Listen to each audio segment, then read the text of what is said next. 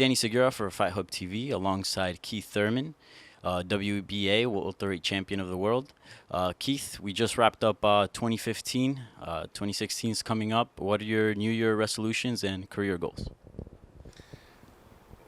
My career goal is to once again have a terrific year, just like we did last year.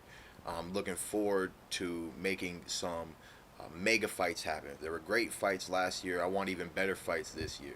One of my New Year's resolutions is I picked up a hobby, which is my GT350 Shelby 2016 that I bought, and I'll be taking it to Sebring. Matter of fact, I'll be at Sebring the weekend that Danny Garcia and Robert Guerrero are facing off, which is a highly anticipated fight. I'll be making some comments about it, talking about it maybe a little bit on Twitter, but I really made the decision. I didn't want to go to the West Coast for the weekend and then back to the East Coast and be in camp. It was going to mess up, my feelings from the jet lag. So I'm just staying on the East Coast, and I'm going to have some fun here at Sebring Raceway.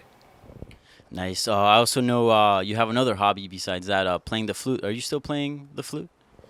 I transposed from flute playing into the piano.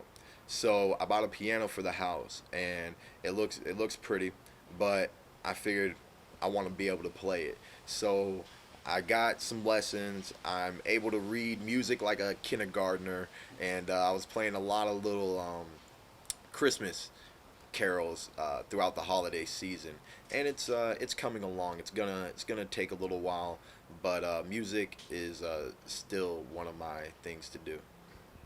Now, with Floyd Mayweather, now that he has retired, people are saying you're now the best welterweight out there. How does that make you feel? Extremely blessed, I mean, I work hard. My skills to a degree, they do speak for themselves. But we're gonna have a lot to prove. Mayweather really didn't become Mayweather overnight.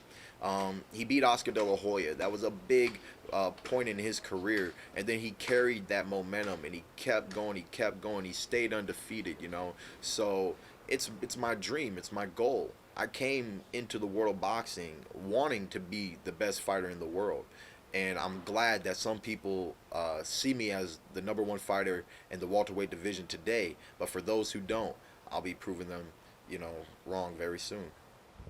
Now, can you give us an update on the Shawn Porter fight? Their camp says they're ready and they're waiting a response from you.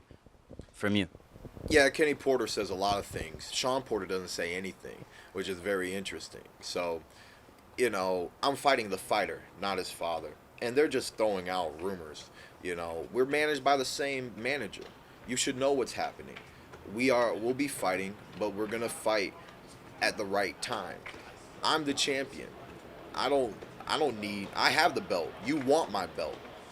So they're just doing a lot of talk. We're relaxed. The weather's great here in Florida, man. I'm in camp, and we're looking forward to the fight announcement very soon. How soon do you think that'll be? Within a month, a few weeks? I'm hoping it's definitely within a month, for sure.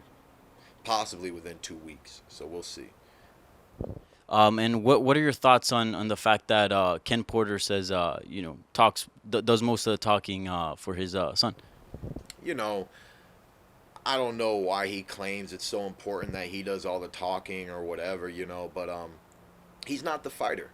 I fought Robert Guerrero, and his father called me runtime.